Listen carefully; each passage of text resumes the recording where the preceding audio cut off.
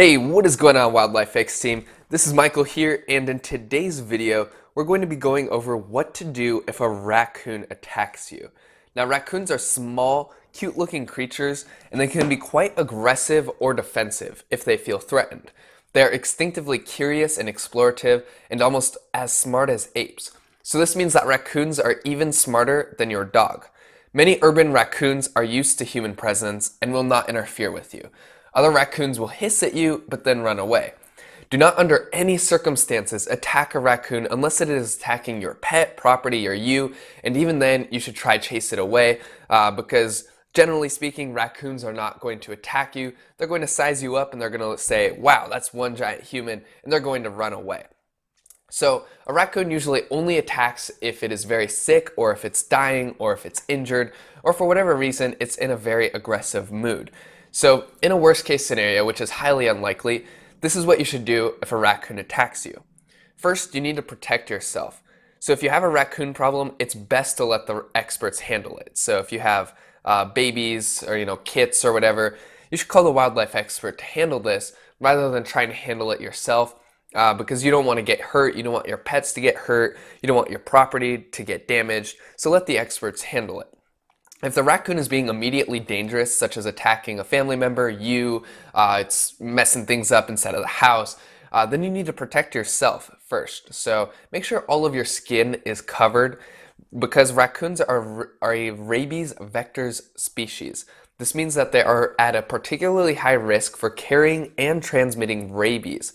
Rabies can easily kill humans, and the symptoms do not appear until the virus starts to get a bit deadly, so you want to be very careful when it comes to raccoons. Make sure your clothing or gloves are thick, and so that way scratches and bites do not penetrate it and affect your skin. Put on a mask if possible, thick boots, thick gloves, a jacket, jeans, and preferably something under the jeans as well. You want to cover yourself up completely because raccoons are small, and once they get up in your face, they're going to scratch the heck out of you. They can do some severe damage. Our next tip is to never corner a raccoon.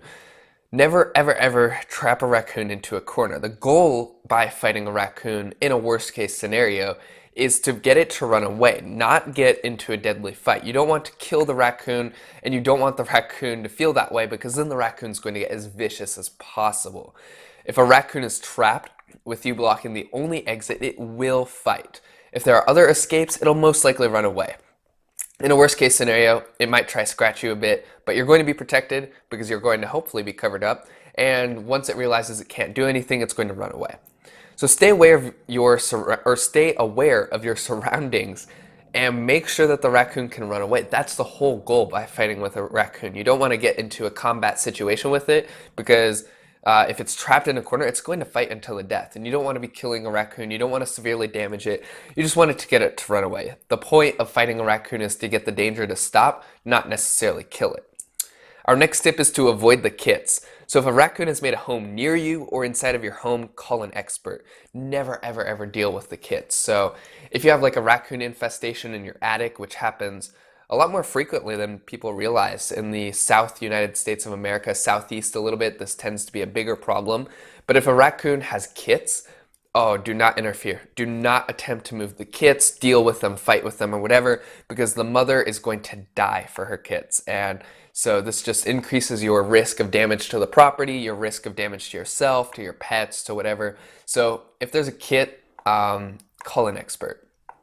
Our next tip is to use a long-range weapon, and we're not talking about guns or anything. You, of course, should never, ever, ever use a gun or anything when it comes to raccoons, but what we are talking about is like a chair or a stick or any type of extended weapon, so like a broom, a rake, something that allows you to push the raccoon away without getting near it.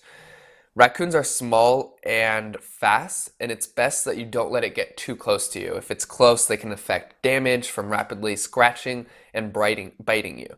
So if the raccoon is being persistently aggressive, then it's best just to retreat and call animal control.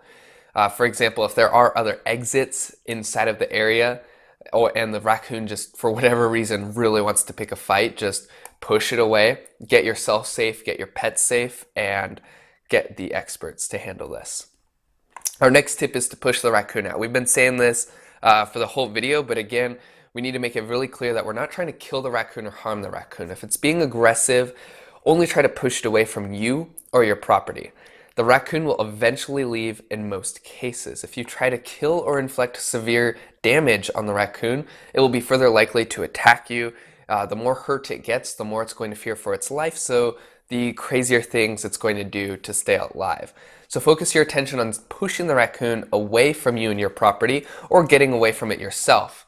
Sometimes you won't even need to fight the raccoon, and it's simply you that needs to leave. And then the raccoon will go on its own.